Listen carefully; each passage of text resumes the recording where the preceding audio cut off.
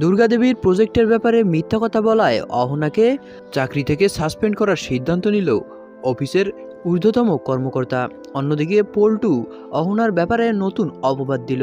Hello guys, কী অবস্থা সবার? ছোট বউ নাটকের আগামী পর্বের আপডেটে আপনাদের স্বাগতম। পর্বের শুরুতে আমরা অহনাকে দেখতে পাই। অহনার বস তাকে মোট 6টি প্রজেক্ট নিয়ে কাজ করার দায়িত্ব দিয়েছিল। ঠিক তখনই সেখানে অহনার সহকর্মীরা এসে উপস্থিত হয় এবং বলতে থাকে যে, স্যার, অহনা তো আগে থেকেই প্রজেক্টের সকল লোককেই চিনে। তখন অহনা একথা শুনে বলতে থাকে যে, হ্যাঁ, আমি একজনকেই শুধু চিনি, যাকে শুধুমাত্র দুর্গাদেবীকেই আমি চিনি। তখন অহনার সহকর্মী অহনাকে বলতে থাকে, তুমি কি শুধুই চেনো নাকি তাদের সাথে তোমার খুব গভীর সম্পর্ক? তখন অহনা বলতে থাকে যে, আপনি কি বোঝাতে চাইছেন?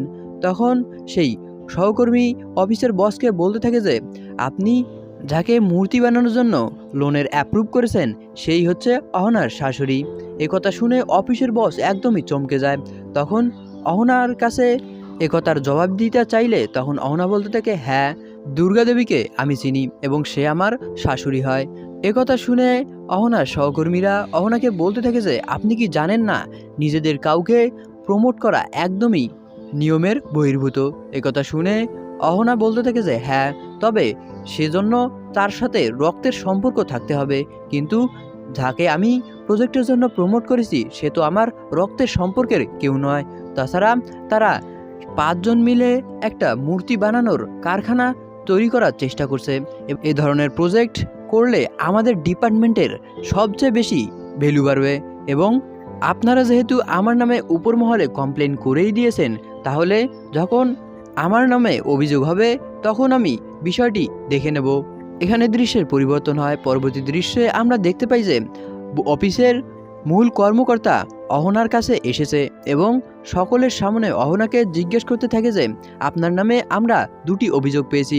প্রথমটি হচ্ছে যে আপনি নিজের রিলেটিভের প্রজেক্ট প্রমোট করেছেন, যেটা একেবারেই নিয়মের বহির্ভূত, এবং অন্যটি হচ্ছে যে আপনি অন্যান্য প্রজেক্টগুলো ঠিকভাবে হ্যান্ডেল করতে পারছেন না।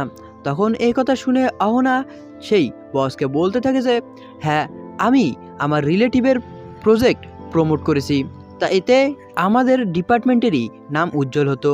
একজন বিধবা তার স্ত্রী এবং বউদের নিয়ে নতুন করে একটা ব্যবসা শুরু করার প্ল্যান করছে, তারা স্বনির্ভর হওয়ার চেষ্টা করছে।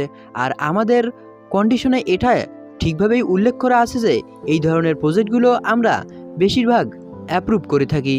এবং অন্য একটি দিক হচ্ছে যে আমাদের অফিসের যে নিয়ম সেখানে ঠিকভাবেই উল্লেখ করা আছে যে রক্তের সম্পর্কের কোনো রিলেটিভকেই প্রাধান্য দেওয়া যাবে না, যেখানে কিনা আমি যাকে প্রমোট করেছি সে আমার রক্তের সম্পর্কের কেউ নয়।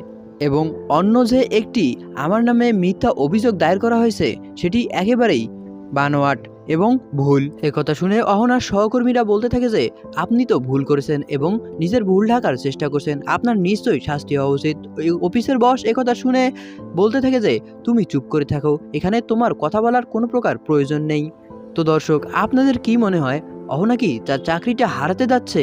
এবং পরবর্তী ভিডিওর আপডেট পাওয়ার জন্য চ্যানেলটিকে সাবস্ক্রাইব করুন এবং ভিডিওটিতে একটি লাইক দিন। ধন্যবাদ।